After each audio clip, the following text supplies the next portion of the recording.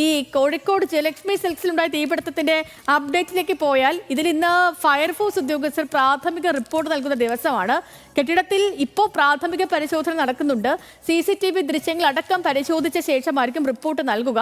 തീപിടുത്തത്തിനുള്ള കാരണം short circuit ആണെന്നാണ് പ്രാഥമിക നിഗമനം. പ്രസാദ് ഉറുമ്പശ്ശേരിയാണ് വിശദാംശങ്ങളുമായി നമുക്കിപ്പം ഉള്ളത്. പ്രസാദ്, ഈ വലിയ തീപിടുത്തം എന്ന് പറയേണ്ടതില്ല, കാരണം എത്രയോ മണിക്കൂർ, 6 മണിക്ക് തുടങ്ങിയ ഒരു തീപിടുത്തമാണ്. പിന്നീട് മണിക്കൂറുകൾ എടുത്തു. അതിനുശേഷം ആദ്യം ഒരു ഫയർ എഞ്ചിൻ, പിന്നീട് 3 ഫയർ എഞ്ചിൻ വരുന്നു, പിന്നീട് 10-20ഓളം ഫയർ എഞ്ചിനുകൾ വന്ന് ദീർഘനേരത്തെ അവരുടെ ദൗത്യത്തിനൊടുവിലാണ് ആ തീ ഒന്ന് ശമിപ്പിക്കാൻ കഴിയും. അപ്പോഴേക്കും ആ കട പൂർണ്ണമായും കത്തി നശിച്ചിരുന്നു.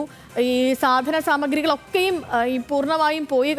നമ്മൾ ഈ മിണ്ടിക്കൊണ്ട് നിൽക്കുമ്പോഴായിരുന്നു കൺമുന്നിൽ ആ ഗ്ലാസ് പാളികളൊക്കെ കത്തി വന്ന് വീഴുന്നതൊക്കെ. അപ്പം അത്രയും വലിയൊരു തീപിടുത്തമാണ്.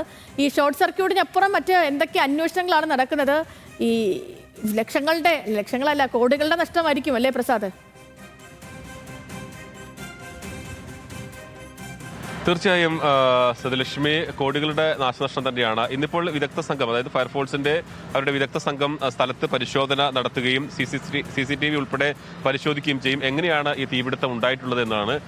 ഷോർട്ട് സർക്യൂട്ട് ആണ് എന്നുള്ളതാണ് പ്രാഥമിക നിഗമനം. ഇപ്പോൾ നമുക്ക് കാണാം, ഇപ്പോഴും അതിനകത്ത് തീ അണച്ചുകൊണ്ടിരിക്കുന്നുണ്ട്. രാവിലെ ആ 4ാമത്തെ നിലയിൽ വലിയ തോതിൽ പുക വരുന്നുണ്ടായിരുന്നു. അതെല്ലാം അണച്ചു കഴിഞ്ഞു.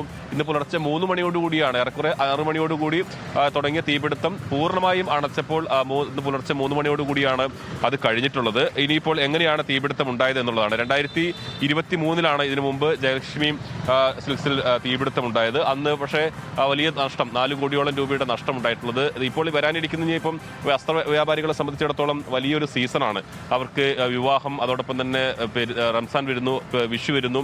അപ്പം അത്തരം കാര്യങ്ങളിലൊക്കെ ഏറ്റവും കോടിക്കണക്കിന് രൂപയുടെ ബിസിനസ് നടക്കുന്ന ഒരു സമയത്താണ് തീപിടുത്തം ഉണ്ടായിട്ടുള്ളത്. എന്തായാലും വിദഗ്ധമായുള്ള പരിശോധന എന്തായാലും ഉണ്ടാകും. 2023 നമുക്കിവിടെ ദൃശ്യങ്ങളിൽ ഒരു ദൃശ്യം കൂടി കാണിച്ചു തരാം സദലക്ഷ്മി. 2023 തീപിടുത്തം ഉണ്ടായ സമയത്ത് അവിടെ കാറ്, അന്ന് അവിടെ ഉണ്ടായിരുന്ന കാറ് കത്തിയതിന്റെ ദൃശ്യങ്ങൾ ഇപ്പോൾ ഇതിന്റെ തൊട്ടപ്പുറത്ത് പാർക്കിംഗ് ഏരിയയിൽ നമുക്ക് കാണാൻ കഴിയും. അവിടെ ഒരു ചുവന്ന കാറ് നമുക്ക് കാണാൻ കഴിയും.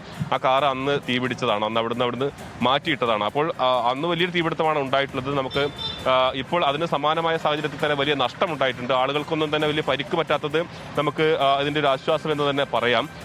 3 പേർക്കാണ് ഇന്നലെ അവർക്ക് ഓടി രക്ഷപ്പെടുന്നതിൻ്റെ ഇടയിൽ പുക ശ്വസിച്ച് 3 പേർക്കാണ് അതിനകത്ത് ഒരു അസ്വസ്ഥത ഉണ്ടായിട്ട്. അവർക്ക് പക്ഷേ മറ്റ് ആരോഗ്യ പ്രശ്നങ്ങളൊന്നും തന്നെ ഇല്ല. നമ്മളിപ്പോൾ ഇന്നലെ ഫയർ ഓഫീസായിട്ടുള്ള ഇതിന്റെ ജോലി ചെയ്ത ആളുകൾ കൂടി നമ്മളോട് ചേരുന്നുണ്ട്. ഇന്നലെ ഒരുപാട് സമയം എടുത്തോ? രാവിലെ ഡ്യൂട്ടി മാറിയതാണ്. അദ്ദേഹം രാവിലെ ഡ്യൂട്ടി മാറി വന്ന ആളാണ്. എന്തായാലും ഇന്ന് വിദഗ്ധമായ പരിശോധന ഉണ്ടാവും. CCTV ഉൾപ്പെടെ പരിശോധിക്കും. അതോടൊപ്പം തന്നെ അവരുടെ ഇലക്ട്രിക്കൽ വിങ് പരിശോധന നടത്തും. ഷോർട്ട് സർക്യൂട്ട് തന്നെയാണോ ഇതിന്റെ കാരണം എന്നുള്ളതെല്ലാം പരിശോധിക്കും. അതിനുശേഷമായിരിക്കും റിപ്പോർട്ട് സമർപ്പിക്കുക.